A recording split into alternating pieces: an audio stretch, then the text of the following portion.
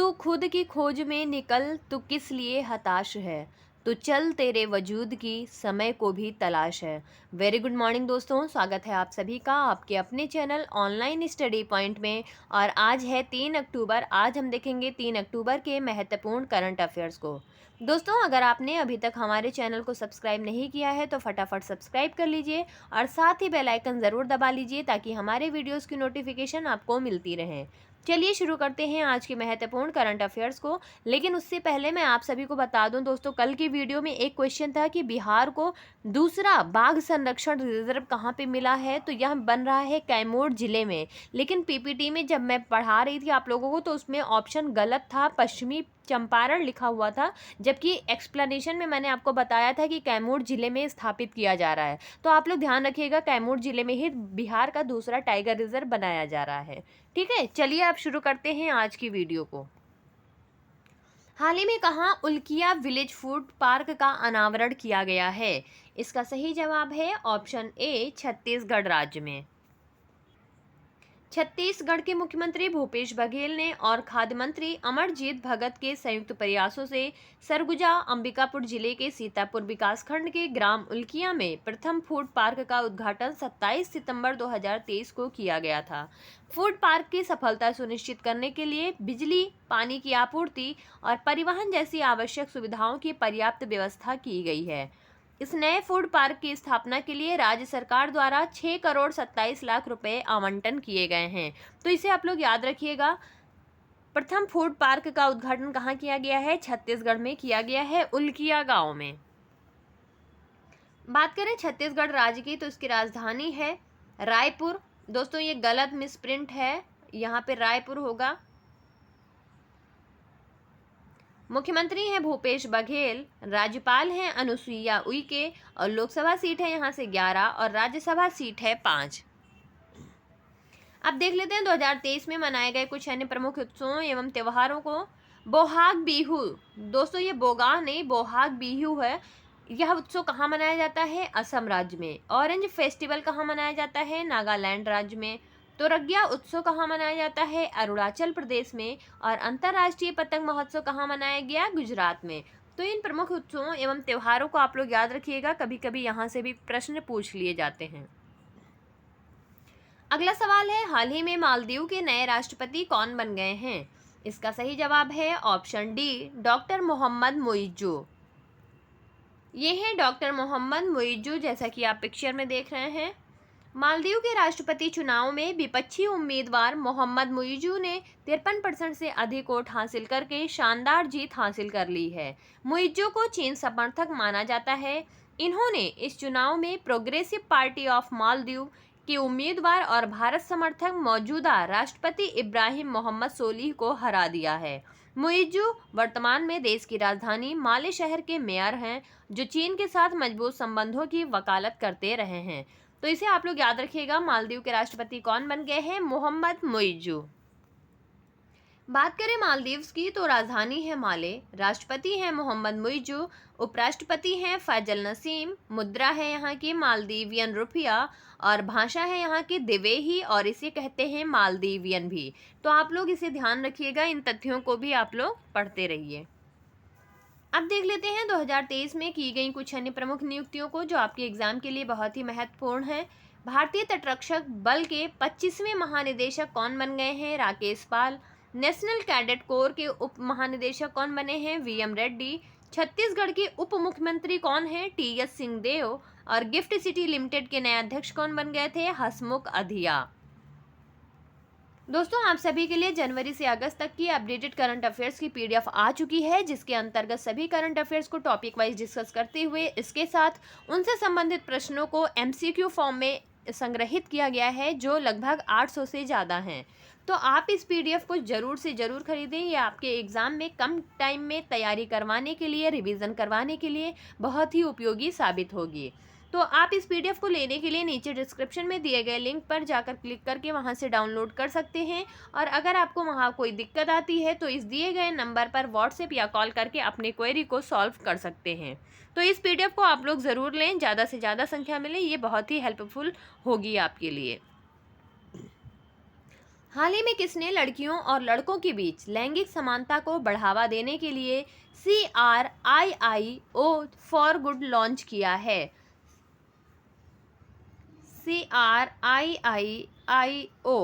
यानी क्रियो। ठीक है, तो यह किसने लॉन्च किया है? यह लॉन्च किया है ऑप्शन डी धर्मेंद्र प्रधान ने। केंद्रीय मंत्री श्री धर्मेंद्र प्रधान ने लड़कियों और लड़कों के बीच लैंगिक समानता को बढ़ावा देने के लिए CRIIO फॉर गुड लॉन्च किया है। इसके कार्यक्रम का शुभारंभ अहमदाबाद के नरेंद्र मोदी स्टेडियम में अंतर्राष्ट्रीय क्रिकेट परिषद, यूनिसेफ और भारतीय क्रिकेट कंट्रोल बोर्ड यानी BCCI के सहयोग से लॉन्च किया गया है। भारतीय क्रिकेटर और ICC, UNICEF, CRIIO for good पहल के सेलिब्रिटी समर्थक श्रीमती स्मृति मंधाना भी इस कार्यक्रम में मौजूद रही थी। तो इस नेक्स्ट है मेगामोनोडोंटियम मैकलुस्की, जो कि ट्रैपडोर मकड़ी का सबसे बड़ा जीवाश्म है, को किस देश में खोजा गया है? इसका सही जवाब है ऑप्शन सी ऑस्ट्रेलिया में। मेगामोनोडोंटियम मैकलुस्की ऑस्ट्रेलिया में ट्रैपडोर मकड़ी का सबसे बड़ा जीवाश्म है।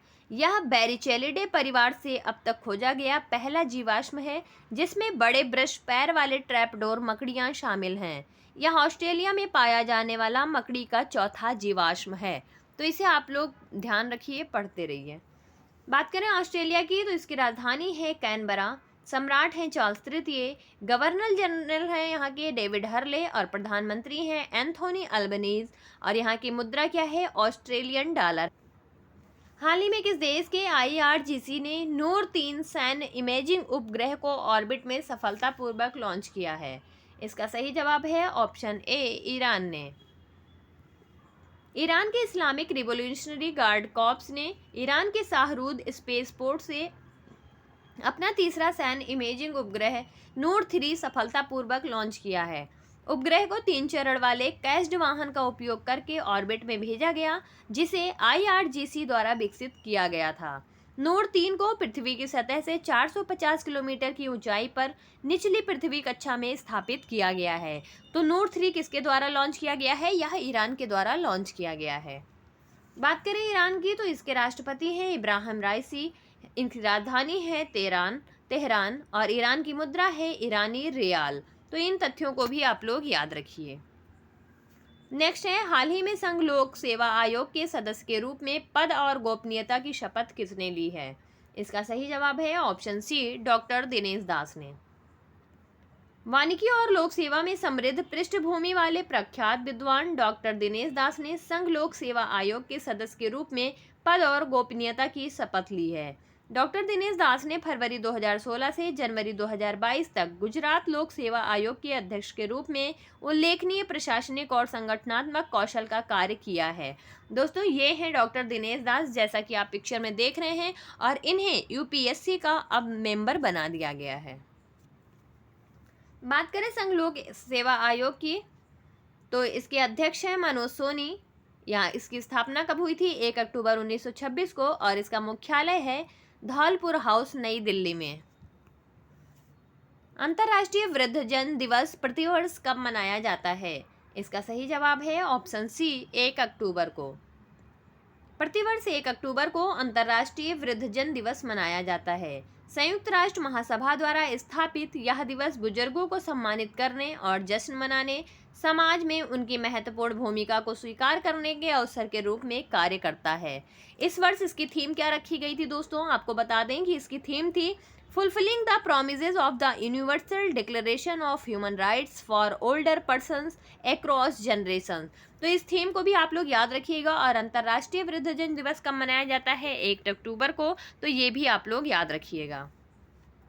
नेक्स्ट है HS-748 एवरो परिवहन विमान किस देश द्वारा उपयोग किए जाने वाला एक विरासती विमान था? इसका सही जवाब है ऑप्शन बी भारत के द्वारा। भारतीय वायुसेना ने औपचारिक रूप से अपने पुराने HS-748 एवरो परिवहन विमान सेवा को सेवानिवृत्त कर दिया है। इससे पहले C-295 MW परिवहन विमान को हिंडन वायुसेना स्टेशन पर एक औपचारिक समारोह में सेवा में शामिल किया गया था। तो इसे आप लोग ध्यान रखिएगा।